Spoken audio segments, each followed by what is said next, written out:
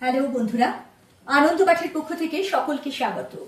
আমার আজকের আলোচনার বিষয় আইএসসি বাংলা সিলেবাসের অন্তর্গত তারাশঙ্কর বন্দ্যোপাধ্যায় রচিত তাসের ঘর গল্প থেকে কিছু গুরুত্বপূর্ণ রচনাধর্মী প্রশ্নোত্তর। আমার আগের দুটি ভিডিওতে এই গল্পের সম্পূর্ণ পাঠ এবং বিস্তারিত আলোচনা করা হয়েছে। আজকে রচনাধর্মী প্রশ্নোত্তরের প্রথম পর্ব নিয়ে এসেছি। পরবর্তীকালে এই গল্পটি থেকেই ছোট বড় আরো নানান প্রশ্নোত্তর আলোচনা করব। মূল আলোচনায় আসার আগে প্রতিদিনের মতো বলে নিই, যারা চ্যানেলটি সাবস্ক্রাইব করেছো তাদের ধন্যবাদ, যারা এখনো করনি তোমাদের যদি এই ধরনের আলোচনাগুলি ভালো লাগে এবং এরকম আলোচনা আরো বেশি করে পেতে চাও তাহলে অবশ্যই লাইক, শেয়ার ও সাবস্ক্রাইব করে পাশে থেকো। চলে আসছি আজকের মূল আলোচনায়। তারাশঙ্কর বন্দ্যোপাধ্যায় রচিত তাসের ঘর গল্পের গুরুত্বপূর্ণ রচনাধর্মী প্রশ্নোত্তর। প্রথম প্রশ্ন, তত্ত্ব তল্লাশ করেন কেমন বেআইরা?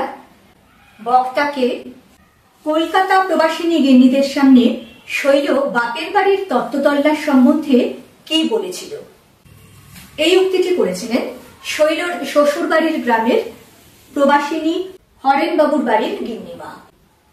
তার এই প্রশ্নের উত্তরে শৈলর শাশুড়ি যখন বলেন যে বাপের বাড়ি সম্পর্কে বড় বড় কথা বৌমাই বলেন, কিন্তু 2 বছর ধরে সে বাড়ি থেকে বিশেষ কোনো তত্ত্ব তল্লাশ হয়নি, তখন শৈল প্রবাসী গিন্নিদের সামনে বলে যে তার বাবার অদ্ভুত ধরন। তিনি নাকি বলেন যে বস্তু তিনি দান করেছেন তা তিনি আবার নিজের বলে ঘরে নেবেন না, কিন্তু যদি তারা নিজেরা আসে তাহলে তাদেরকে আদর যত্ন করবেন। আর তত্ত্ব তল্লাশ এত দূর থেকে সম্ভব হয়ে ওঠে না, তবে টাকা তার বাবার কাছে চাইলেই তিনি নাকি তার স্বামীকে টাকা দেন। এইভাবেই শৈল অতিরঞ্জন করে বা বলা ভালো মিথ্যে বলে তার বাপের বাড়ির গৌরব বর্ধন করেছিল এবং স্বামীকে তথা শ্বশুর বাড়িকে অতিথিদের কাছে ছোট করেছিল। দ্বিতীয় প্রশ্ন, বিচিত্র সংসার বিচিত্র মানুষের মন, কোন কথায় কে যে আঘাত পায় সে বোঝা বোধ করি বিধাতারও সাধ্য নয়। এখানে কার মনের কথা বলা হয়েছে? প্রসঙ্গ নির্দেশ করে আঘাত পাওয়ার কারণ ব্যাখ্যা করো। এখানে অমরের মা অর্থাৎ শৈলর শাশুড়ির মনের কথা বলা হয়েছে। তাদের বাড়িতে আগত কলিকাতা প্রবাসিনী অতিথিরা যখন শৈলর রূপে মুগ্ধ হয়ে তার লেখাপড়া সম্পর্কে জানতে চায়, তখন শৈল রীতিমতো অতিরঞ্জন করে তার বাপের বাড়ি সম্পর্কে নানান কথা বলতে থাকে। শিক্ষা দীক্ষা এবং আর্থিক অবস্থার ব্যাপারে সে তার বাপের বাড়ি সম্পর্কে এতটাই বাড়িয়ে বলে যে প্রবাসিনী গিন্নি তাতে বেশ প্রভাবিত হয়ে শৈলর শাশুড়িকে বলে যে তার ছেলের বেশ বড় ঘরেই বিয়ে হয়েছে, তাদের চেয়েও অনেক বড় ঘর। এই তাদের চেয়েও অনেক বড় ঘর এই কথাটুকুতে আঘাত পেয়েছিলেন। তৃতীয় প্রশ্ন, শৈলর মাথায় আকাশ ভাঙিয়া পড়িল, প্রসঙ্গ ও কারণ ব্যাখ্যা করো। শৈলর শ্বশুর বাড়ির গ্রামের প্রতিবেশী কলিকাতা প্রবাসিনী মহিলারা তাদের বাড়িতে একদিন বেড়াতে আসেন। শৈলকে দেখে তার রূপে সে বাড়ির গিন্নি মুগ্ধ হয়ে যান এবং তার বাপের বাড়ির কথা জিজ্ঞাসা করলে শৈল অত্যন্ত বাড়িয়ে তার বাপের বাড়ি সম্পর্কে বলতে থাকে। সেসব শুনে সেই কলিকাতা প্রবাসিনী গিন্নি শৈলর শাশুড়িকে বলে ওঠেন যে ছেলের তার অনেক বড় ঘরে বিয়ে হয়েছে, তাদের চেয়েও অনেক বড় ঘর। তারা তত্ত্ব তল্লাশ কেমন করেন এই কথাও জানতে চান। প্রবাসিনী গিন্নির কথায় শৈলর শাশুড়ি অত্যন্ত আঘাত পান এবং তিনি জানান যে তার বাপের বাড়ি সম্পর্কে বৌমাই নানান কথা বলে থাকেন, কিন্তু সে বাড়ি থেকে তাকে এখনো নিয়ে যায়নি এবং তত্ত্ব তল্লাশও তারা কিছু করেন না। এর উত্তরে শৈল জানায় যে তত্ত্ব তল্লাশ এত দূর থেকে করতে না পারলেও তার বাবা তার স্বামীকে যখনই প্রয়োজন হয় তখনই টাকা পাঠান। বলা বাহুল্য এই কথা ছিল সর্বৈব মিথ্যা এবং শৈলর শাশুড়ি স্বাভাবিকভাবেই এই সম্পর্কে কিছুই জানতেন না।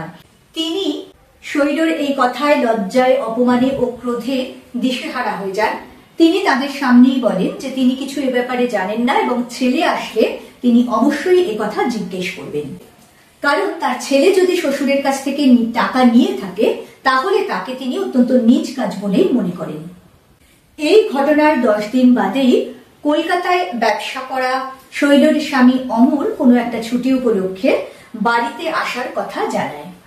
অমরের আসার এই খবর শুনে শৈলর মাথায় আকাশ ভেঙে পড়েছিল, কারণ সে জানতো যে তার এই এত বড় মিথ্যা, শ্বশুর বাড়ির এত বড় অপমান তার শাশুড়ি এবং স্বামী মেনে নেবেন না। ফলে একটা যে বড় কোনো বিপর্যয় ঘটতে চলেছে সেই আশঙ্কা করেই শৈল এমন বিচলিত হয়ে উঠেছিল। চতুর্থ প্রশ্ন, বিচারক যেখানে বিধিবদ্ধ বিধানের মধ্যে আবদ্ধ নয় সেখানে বিচার হয় না, বিচারের নামে ঘটে স্বেচ্ছাচার। এখানে কোন বিচারের কথা বলা হয়েছে? বিচারের নামে সত্যি কি স্বেচ্ছাচার ঘটেছিল?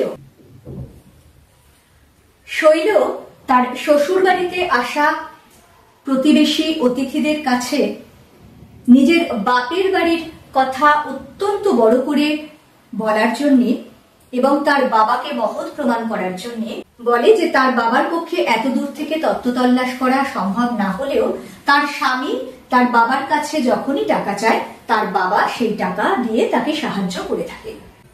বলা বাহুল্য, এমন মিথ্যে অপবাদে শৈলর শাশুড়ি অত্যন্ত ব্যথিত হন, ক্রুদ্ধ হন এবং অপমানিত বোধ করেন। তিনি অতিথিদের সামনেই জানান যে এ বিষয়ে তিনি কিছুই জানেন না এবং তার ছেলে আসলে তিনি এ কথা জিজ্ঞেস করবেন, কারণ সত্যি যদি তার ছেলে এ কাজ করে থাকে তাহলে সে খুব নীচ কাজ করেছে। এরপরে তিনি তার কলকাতা প্রবাসী ছেলের জন্য অপেক্ষা করে দিন গুনতে থাকেন। দিন 10 পরেই কোনো একটা ছুটি উপলক্ষে যখন শৈলর স্বামী অমর বাড়িতে আসে তখন তার মা তার কাছে এই কথার সত্যতা যাচাই করেন। শৈলর স্বামী এ কথা তার নামে কে বলেছে জানতে চাইলে শাশুড়ি যখন শৈলকে ডাকেন, শৈল আরো হতবুদ্ধি হয়ে গিয়ে বলে ফেলে যে হ্যাঁ, তার বাবা টাকা দেন। স্বাভাবিকভাবেই এই প্রচন্ড মিথ্যে অপবাদে অমর হতবুদ্ধি হয়ে যায়। সে দেওয়ালে মাথা ঠুকতে থাকে এবং বলে যে এই বউ ঘরে থাকলে সে জল স্পর্শ করবে না।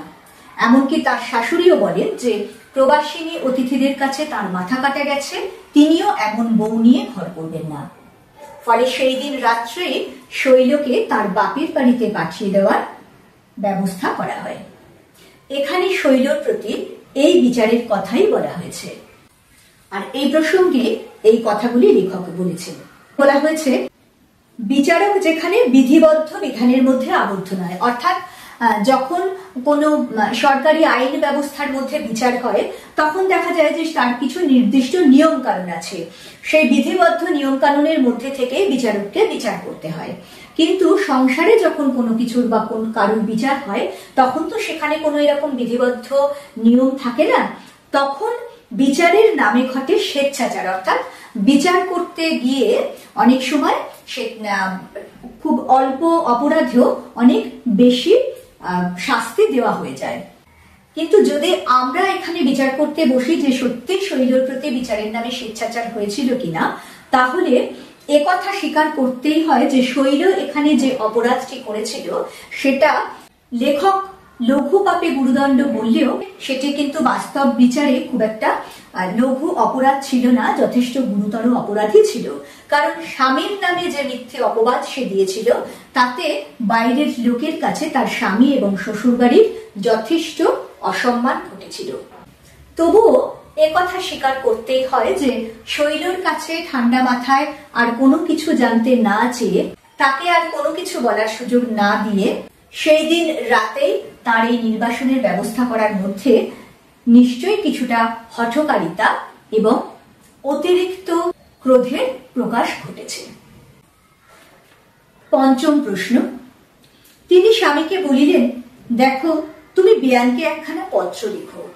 কে কাকে পত্র লিখতে বলেছে, পত্র লেখার কারণ ও পত্রের বিষয়বস্তু সংক্ষেপে বর্ণনা করো। এখানে শৈলর মা শৈলর পিতা মহেন্দ্র বাবুকে পত্র লিখতে অনুরোধ করেছেন। শৈল কেন এমন হঠাৎ করে তার বাপের বাড়িতে একা চলে এলো, সে কথার সঠিক উত্তর কিছু জানায়নি তার বাবা মায়ের কাছে। উপরন্তু 2 মাস পরেও তার শৈলর শাশুড়ি বা স্বামী পত্রের মাধ্যমেও শৈলর কোনো খবরাখবর নেননি।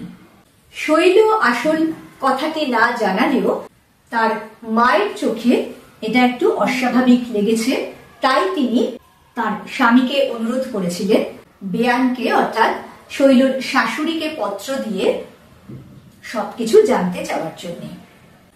শৈলর পিতা অর্থাৎ মহেন্দ্রবাবু শৈলর শাশুড়িকে যে পত্র দিয়েছিলেন তার বিষয়বস্তু ছিল, তিনি লিখেছিলেন যে তিনি তার অনুগৃহীত ব্যক্তি শৈলকে চরণে স্থান দিয়ে তিনি তার প্রতি যথেষ্ট অনুগ্রহ দেখিয়েছেন এবং মহেন্দ্রবাবু আশা করেন যে সেই অনুগ্রহ থেকে তিনি এবং তার কন্যা শৈল কখনোই বঞ্চিত হবে না। শৈলর পিতা স্পষ্ট করে লেখেন যে সেখানে কি হয়েছে তিনি বুঝতে পারছেন না, কারণ শৈল এখানে কিছুই বলেনি। তবে সে যে কোনো একটা অপরাধ করেছে তাতে কোনো সন্দেহ নেই, কারণ এই দীর্ঘ 2 মাসের মধ্যে শৈল তার শাশুড়ি মার কোনো আশীর্বাদ পায়নি এবং তার স্বামী অমরও তার কোনো খবর নেয়নি। দয়া করে কি ঘটেছে সেটা যেন তাকে জানানো হয়, তাহলে তিনি নিজে শৈলকে বেয়ানের চরণে নিয়ে গিয়ে তাকে শাস্তি দেবেন।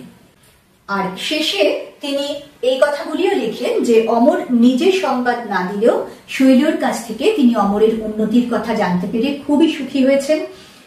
অমর কলকাতায় বাড়ি করবে শুনে তিনি পরম আনন্দিত হয়েছেন এবং তার মেজ ছেলে পরীক্ষায় প্রথম হতে পারেনি কয়েক নম্বরের জন্য, এই কথা শুনে তিনি আশীর্বাদ করেছেন যে বিয়েতে তার ছেলে যোগ্য স্থান অধিকার করবে। এইসবই ছিল শৈলর বাবা মহেন্দ্রবাবুর পত্রের বিষয়বস্তু। ষষ্ঠ এবং আজকের মতো শেষ প্রশ্নোত্তর। পত্রখানা পড়িয়া অমরের মায়ের চোখে জল আসিল।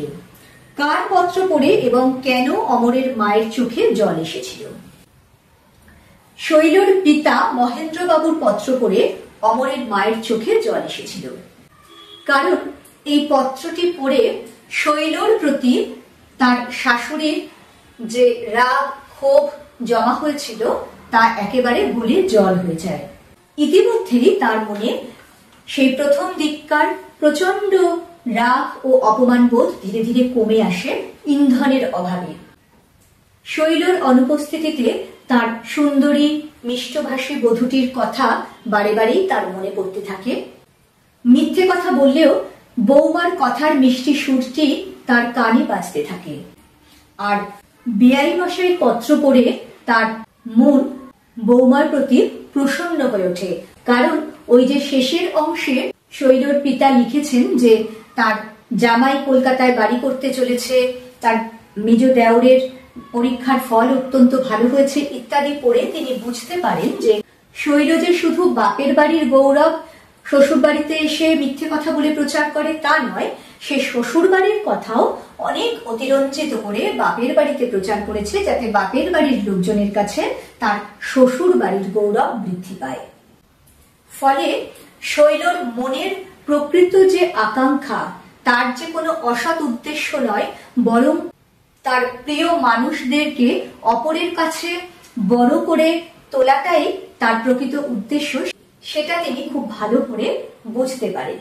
এই কারণেই পত্রখানি পড়ার পরে পুত্রবধূর প্রতি তার মন একেবারে নরম হয়ে আসে এবং তার কথা মনে করে অমরের মায়ের চোখে জল এসে যায়। বন্ধুরা, আজকে যে প্রশ্নোত্তরগুলি আলোচনা করলাম সেগুলি কিন্তু তোমাদের আগামী পরীক্ষার জন্য খুবই গুরুত্বপূর্ণ হতে চলেছে। পরের ভিডিওতে এই গল্প থেকেই আরো কয়েকটি বড় প্রশ্নোত্তর আলোচনা করব। খুব তাড়াতাড়ি পরের ভিডিও নিয়ে ফিরে আসছি। সঙ্গে সঙ্গে নোটিফিকেশন পেতে চাইলে সাবস্ক্রাইব করে বেল বাটনটি অন করতে ভুলো না। আজকের মতো টাটা।